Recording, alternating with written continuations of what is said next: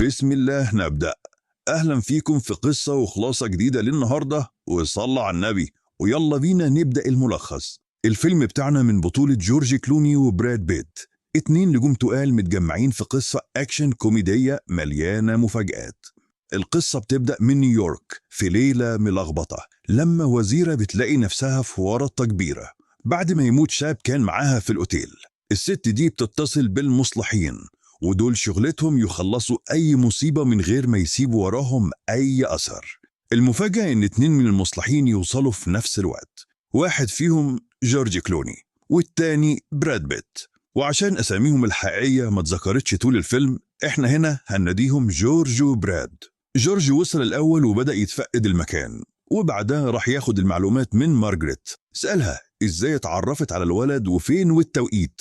مارجريت حكت له إنها اتعرفت عليه في حفلة كانت معمولة في الفندق، وكانوا هما الاتنين سكرانين على الآخر. بعد كده طلعوا على القوطة والولد كان واخد حبتين، ففضل يتنطط على السرير لحد ما وقع على الترابيزة ومات. جورج بعد ما سمع منها هداها وقال لها إنها هيتصرف في كل حاجة، وهي ما عليها غير تبعد وتسيبه يشوف شغله. راح ناحية الجثة وكان على وشك يبدأ شغله. فجأة باب الأوضة خبط. جورج بص لمارجريت وقال لها ما تطلعوش أو ما تفتحيش، بس اللي كان بيخبط دخل قبل ما جورج يخلص كلامه. ولما جورج شاف الشخص ده ما كانش مبسوط قوي، وهنا عرفنا إنه براد. يطلع هو كمان بيشتغل مصلح زي جورج. بعد شوية براد بيتصل باللي بعته للأوضة، ويبان إن اللي مشغلاه هي صاحبة الفندق نفسها. طب هي عرفت إزاي؟ لما جورج يتفقد اللوحة اللي على الحيطة اكتشف إن في كاميرا مزروعة في الأوضة. يعني باختصار مارجريت ليلتها كانت طينة ومتصورة كمان. بعد ما براد خلص كلامه مع صاحبة الفندق راح اداله التليفون عشان تتكلم معاها. مارجريت خالت التليفون ودخلت أوضة وقفلت الباب. في الوقت ده نشوف إن جورج وبراد مش طايقين بعض. الاتنين متعودين يشتغلوا لوحدهم، وكل واحد فيهم عنده أسلوبه وطريقته. كل واحد شايف نفسه الأذكى والأشطر. بعد شوية خرجت مارجريت وقالت لهم إن صاحبة الفندق طلبت إنهم يشتغلوا سوا ويحلوا الموضوع. هنا جورج اتنرفز وقرر ينسحب، بس مارجريت وقفته وقالت له ما ينفعش تمشي، انت متصور بالكاميرا وكده بقيت مشارك في الموضوع ومفيش حل غير انك تكمل. كمان قالت له انها بتثق فيك اكتر لانه جاي من جهة مضمونة، مش زي بريد اللي مشغلاه صاحبة الفندق.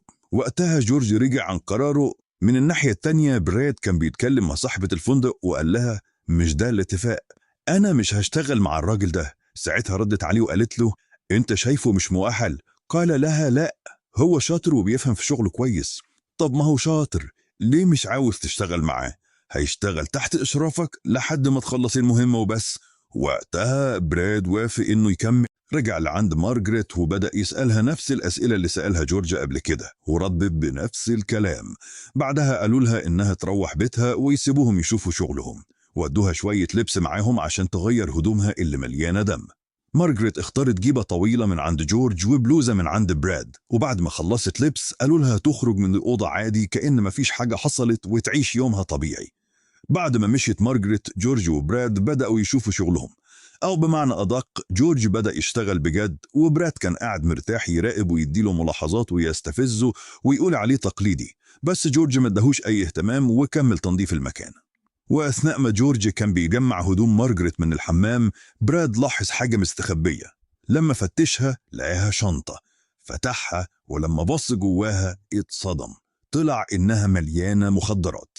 ووقتها براد انفعل وبدأ يشتم الشغلانة وأبو اللي مشغله معاهم. جورج سمعه وجي يشوف فيه إيه، ولما شاف المخدرات هو كمان اتصدم وبدأ يشتم. بعد شوية رجعوا هديوا وفكروا إن الشنطة دي أصلا بتاعة الولد، وكمان المخدرات اللي فيها واللي كانت كمية كبيرة لو ما وصلتش لأصحابها حياتهم هم اللي هتبقى في خطر. ساعتها بسرعة اتصلوا بصاحبة الفندق وحكوا لها على موضوع الشنطة. ردت عليهم وقالت لهم دي مش مشكلتي، انتوا اللي لقيتوها يبقى تتصرفوا بمعرفتكم وترجعوها لأصحابها. وقفلت السكة في وشهم. بعدها جورج رجع يكمل شغله، لف الجثة في كيس وعلقها في عربية الشنط والملابس الخاصة بالفندق، وحط معاها شوية هدوم عشان ما تبانش، وطلعوا من الأوضة ومعاهم الشنطة.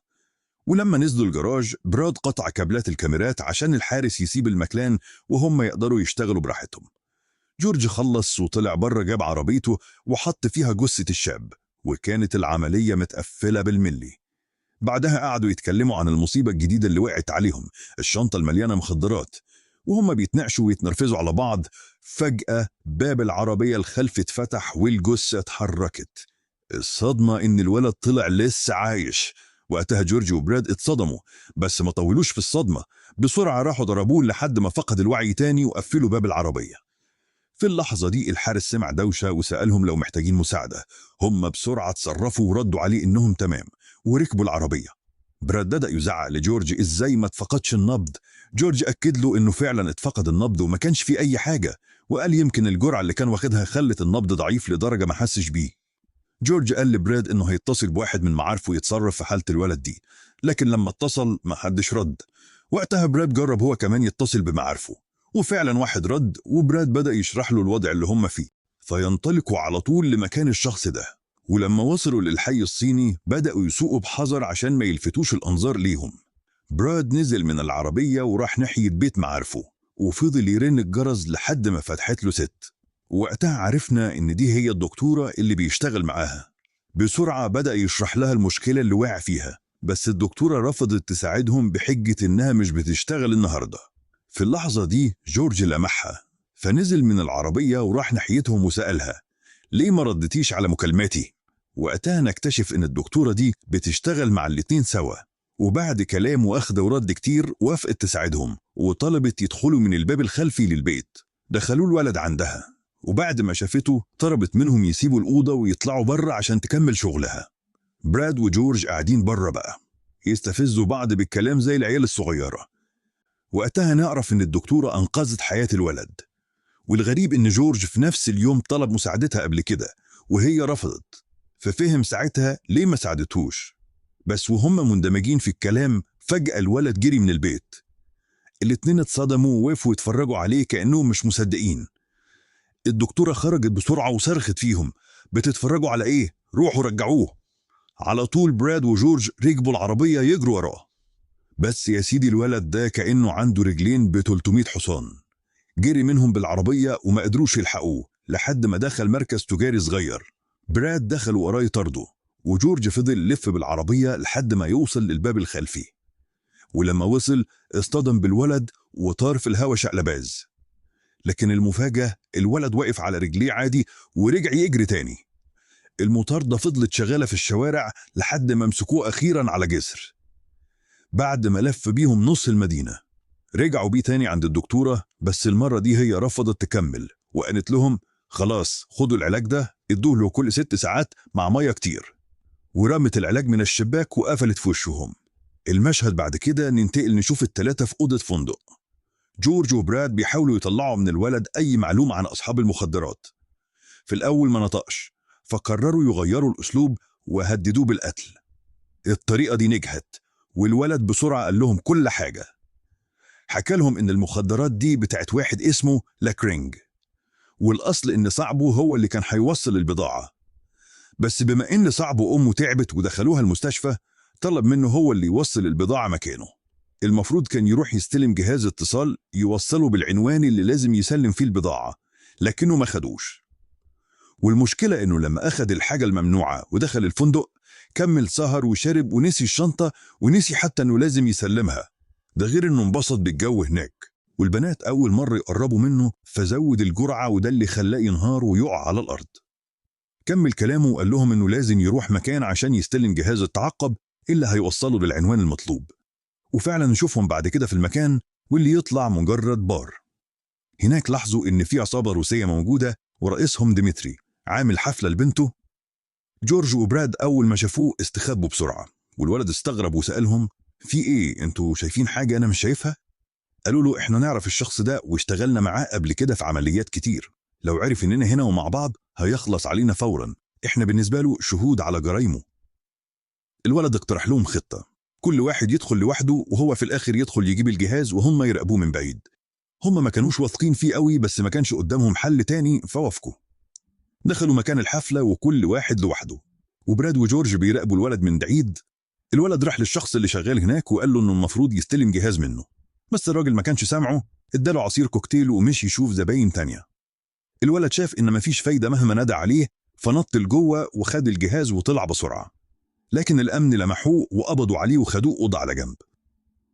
جورج وبراد لما شافوا اللي حصل حاولوا يروحوا ينقذوه، بس فجأة في ناس قطعت طريقهم وسحبوهم غصب عنهم ناحية ساحة الرقص وخلوهم يرقصوا معاهم. في الوقت ده ديمتري كان موجود هناك قاعد يبص على الناس اللي بترقص وهو مبسوط بفرح بنته، لكن فجأة لمح براد وجورج الشك دخل دماغه وطلب من مساعده يخلص عليهم فورا. براد وجورج كمان لمحوه وعرفوا انهم في ورطة، خصوصا لما شافوه بأمر مساعده، بس هنا استغلوا ذكائهم، سحبوا سلاحهم على بعض في نص الحفلة. الناس كلها اتخضت وخافت، وفي اللحظة دي ديمتري تدخل بسرعة وصرخ عليهم يهدوا عشان ما يفزدوش فرح بنته. جورج قال له انت جايب الشخص ده هنا عشان يقتلني صح؟ رد عليه ديمتري لا، انا ما جبتوش عشان يقتلك، هو هنا عشان فرح بنتي. وراح خد السلاح من ايده وهداهم، وبكده خطتهم نجحت وما اتكشفوش. بعدها ديمتري عزمهم يقعدوا معاه ويتكلموا، بس هم استأذنوا وقالوا له عندهم شغل وخرجوا من المكان. في اللحظة دي المساعد بتاع ديمتري الحكاية ما دخلتش دماغه، وكان شاكك برضه انهم بيشتغلوا مع بعض، خصوصا لما ما خدوش سلاحهم معاهم.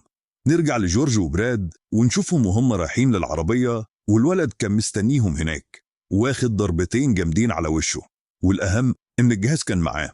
بالحركة دي كسب شوية احترام من جورج. بعدها ركبوا العربية وراحوا على المطعم عشان الولد بما إنه رجع من الموت لازم ياخد الدواء بتاعه ويتغدى كويس.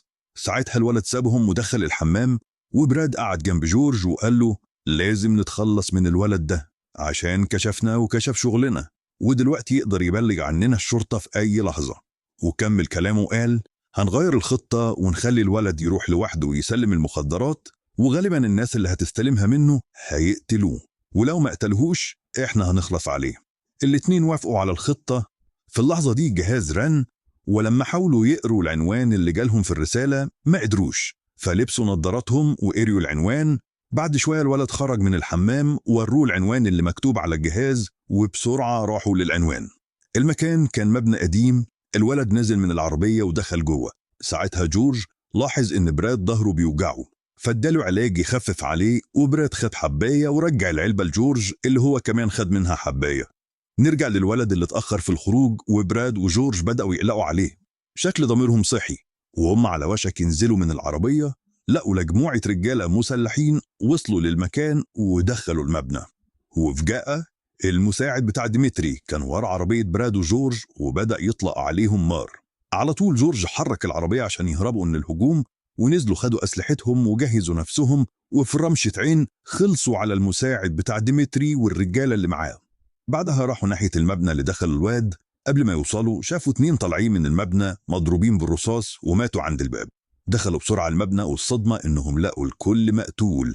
وبعد شوية باب الصندوق بتاع العربية اتفتح وطلع الولد مستخبي جوه وبدأ يضرب نار. قال لهم دي عصابة سرقت مخدرات من عصابة تانية، والعصابة التانية لما عرفت هجمت على المكان، والنتيجة زي ما انتوا شايفين.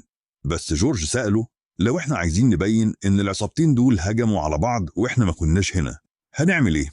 الولد رد سهلة، هنحط المخدرات دي عند واحد من العصابة اللي كان هيستلمها، وبكده يبان ان العصابة التانية هجمت عليهم عشان ترجع بضاعتها. لكن جورج وبراد شكلهم ما كانوش واثقين فيه. جورج جاهز سلاحه وقرب من الولد عشان يقتله، ووجه المسدس على دماغه، لكنه تردد ينهي عليه ولا يسيبه، وفي الآخر نزل سلاحه. المفاجأة كانت في براد اللي ضرب نار، بس الطلقة راحت على كيس المخدرات عشان القصة تبان محبوكة. بعدها خرجوا من المكان ووصلوا الولد لحد بيته. هناك اتكلموا معاه وطلبوا يقابلوا أبوه، ولما شافوه قالوا له لو انت أو ابنك جبتوا سيرتنا لحد هنخلص عليكم. بعدها نشوفهم في كافيتيريا بيشربوا قهوة في مطعم متعودين يروحوه. بان انهم بقوا أصحاب لأنهم كانوا مستريحين في الكلام مع بعض، وكل واحد فيهم عاجبه الشغل مع التاني، بس كبريائهم منعهم يعترفوا.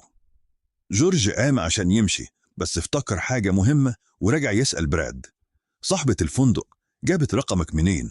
فبراد رد أخدته من حد هي تعرفه، ووقتها يستنتجوا إن أرقامهم اتسربت من نفس الشخص، والشخص ده هما الاتنين بيتعاملوا معاه كتير، ويبدأوا يفكروا ليه الراجل ده ادى أرقامهم لنفس المهمة مع إن أي واحد فيهم كان يقدر يخلصها لوحده. ساعتها فهموا إن المهمة دي كانت فخ معمولة مخصوص عشان الراجل ده يتخلص منهم. وفي الوقت اللي هما الاتنين بيفكروا في السبب اللي يخلي الشخص ده عايز يقتلهم، براد فجأة يلاحظ إن المطعم فاضي وفي رجالة بره ماشية ناحيتهم. على طول ينبه جورج ويستخبوا ويطلعوا أسلحتهم عشان يجهزوا ويخلصوا على الرجالة دول. ساعتها جورج يبص لبراد ويسأله: اسمك إيه؟ فبراد يرد: بعد ما نخلص المهمة دي هقول لك اسمي. وبعدها على طول يبدأ تبادل إطلاق النار مع الرجالة. وهنا الفيلم يخلص والنهاية تكون مفتوحة، يمكن عشان يبقى فيه جزء تاني.